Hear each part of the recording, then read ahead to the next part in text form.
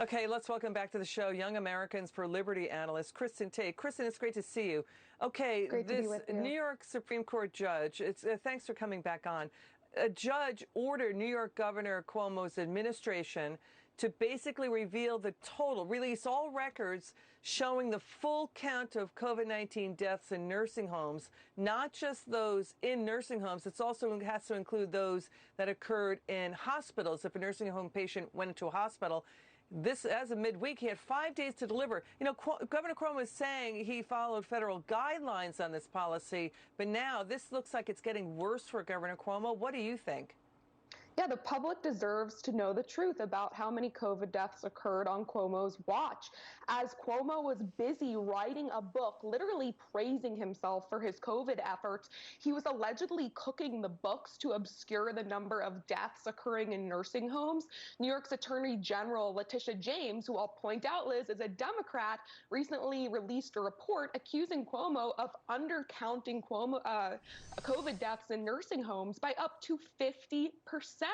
And as Cuomo was manipulating the numbers, he received an Emmy Award. He was the subject of glowing media coverage. There are thousands of families out there who were affected by this man's decisions who deserve the truth. They deserve accurate accounting. These are people's family members who died, their spouses, their parents. Has Cuomo no shame? I mean, it's one thing to make a bad decision, but then to lie about it for a year as thousands of people die because of your decisions, that's just moral depravity that should not be accepted by the people of New York or, frankly, any American.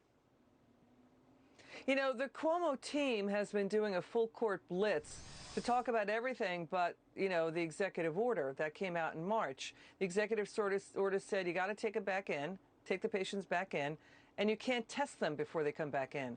We're seeing demeaning personal attacks from top Cuomo aide Rich Azzopardi against a group of New York congressmen, saying that, you know, he should be subpoenaed and put on the stand to talk about this under oath.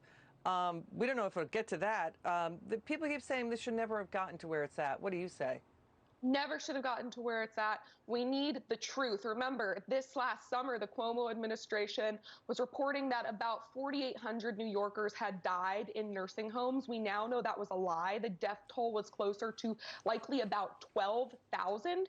So as Cuomo was playing with these numbers, he was just busy shamelessly promoting himself. And I have to say, Liz, it was the media's glowing coverage of him that allowed him to just be so reckless about human life. I mean, consider that he recently had the audacity to say, without any self-awareness, that incompetent government kills people. Now, of course, he was referring to Trump when he said that during television interviews, but the anchors interviewing him did not push back on him at all.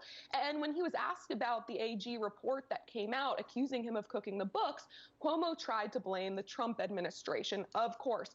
But, you know, these deflections, they may have worked for the last year, but people are catching on, and there's a real demand now for the truth to come out. You know, it's gotten so bad, Republican Senator Tim Scott tried to push forward a new bill that would say, New York State, you're not going to get any more federal money until you clean up your act and what happened with nursing home deaths.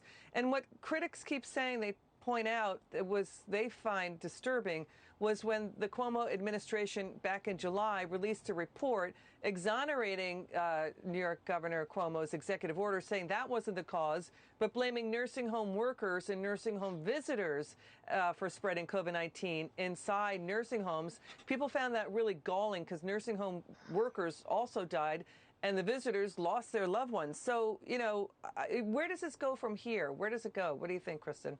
Well, we need transparency. We need the truth.